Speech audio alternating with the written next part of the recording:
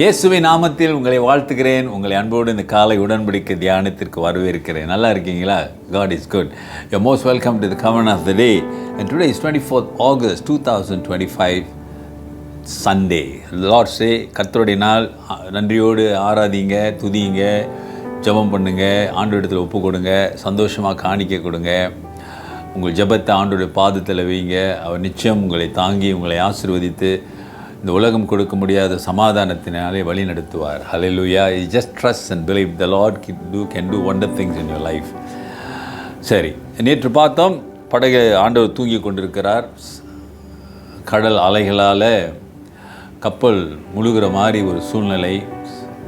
உடனே சீஷர்கள் எழுப்புறாங்க, நாங்கள் சாக போகிறோமேன்னு.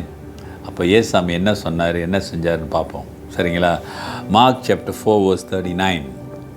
அவர் எழுந்து காற்றை அதட்டி கடலை பார்த்து, இறையாதே, அமைதியிலாயிரு என்றார். அப்பொழுது காற்று நின்று போய் மிகுந்த அமைதல் உண்டாயிற்று. Then he rose and rebuked the wind. He said to the sea, Peace, be still. And the wind ceased and there was a great calm. Hallelujah. ஆச்சரியமான ஒரு செயல்பாட்டை நாம் இங்கே பார்க்கிறோம். எந்த மனிதனாலும் செய்ய முடியாத, கூற முடியாத, நம்பவும் முடியாத ஒரு காரியத்தை கர்த்தர் இங்கு செய்கிறார். நீங்க நம்பித்தான் ஆக வேண்டும், அது உண்மை. 12 சீஷர்கள் அதற்கு சாட்சிகள். ஆமா, என்ன சொல்றாரு? கடலை அதட்டினாரா. You rebuke the sea. அருமையானவர்களே, அது மட்டும் இல்ல, இறையாதே, அமைதியா இருன்னு சொல்றாராம். அப்படின்னா என்னங்க?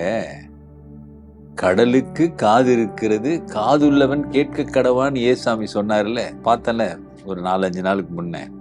காதுள்ளவன் கேட்க கடவான்னு சொன்னாரு. இப்ப கடலுக்கு காது இருக்கிறது. ஏசாமி சொல்றாரு, நீ அமைதியாயிருன்னு சொன்னோன்ன அந்த புயல், அந்த காற்று, அந்த கடல், தண்ணீர் எல்லாம் அமைதியாகிறது. அவைகளுக்கு காது இருக்கிறது. ஆண்டவருடைய குரலை கேட்ட உடனே அந்த குரலுக்கு கீழ்ப்படுகிறது இயற்கை. ஆனால் தான் உருவாக்கின மனிதன் தான் கீழ்ப்படிவதில்லை. தெரியுதுங்களா எங்க பிரச்சனை இருக்குன்னு? நீ கீழ்ப்படியும் பொழுது உன் வாழ்க்கையில வருகிற புயல், காற்று, கஷ்டம், வேதனை, பிரச்சனை எல்லாவற்றிலிருந்து ஆண்டவர் அமைதியை கொண்டு வருவார்.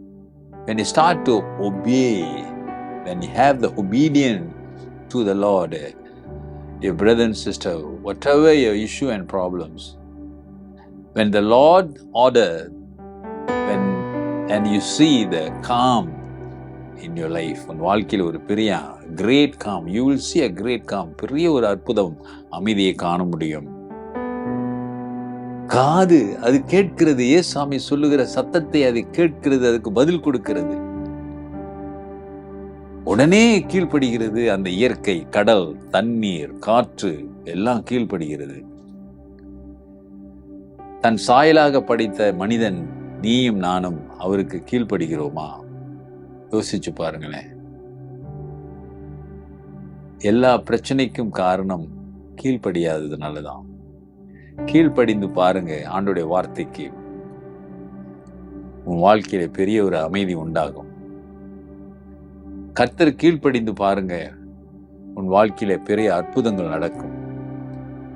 கர்த்தருக்கு கீழ்ப்படிந்து பாருங்க, உன் மன விருப்பத்தின் ஆலோசனைகளை நிறைவேற்றுவார். You start to obey to the word of God. You will see calm, you will see wonders, you will see your desire heart is fulfilling and your prayer is answered. Obedience is a powerful weapon, dear brother and sister. Obedient to the word of God. ஆண்டோடைய வார்த்தைக்கு கீழ்ப்படுகிறது இருக்கிறதே ஒரு அற்புதமான காரியம். கீழ்ப்படிங்க, கர்த்தர் உங்கள் வாழ்க்கையில பெரிய காரியங்களை செய்வார். ஒப்பு கொடுப்போம். நல்ல ஆண்டவரே, இந்த காலை வேளைக்காக நன்றி. உம்மை துதித்து ஆராதிக்க எங்களுக்கு ஒரு வாய்ப்பு கொடுத்தீர், அதற்காக ஸ்தோத்திரம். அப்பா, எங்கள் வாழ்க்கையில அமைதியை கொடுங்க, சமாதானத்தை கொடுங்க. உம்முடைய வார்த்தைக்கு கீழ்ப்படிய எங்களுக்கு உதவி செய்யுங்க. ஒப்பு கொடுக்கிற பிள்ளைகள் மீது உம்முடைய வல்லமை கடந்து செல்லட்டும். இயேசுவின் நாமத்தில் பிதாவே. ஆண்டவராகிய இயேசுவின் கிருபை, பிதாவின் அன்பு, பரிசுத்தாவின் ஐக்கியம் உங்களோடு உங்களை ஆசீர்வதித்து காப்பதாக. என் ஆத்துமாவே கர்த்தரை ஸ்தோத்திரி, என் முழு உள்ளமே அவர் பரிசுத்த நாமத்தை ஸ்தோத்திரி. என் ஆத்துமாவே கர்த்தரை ஸ்தோத்திரி, அவர் செய்த சகல உபகாரங்களை மறவாதே. ஆமென். Dear brother and sister, என் சகோதரனே சகோதரியே, உன் வாழ்க்கையில அமைதி இருக்கிறதா?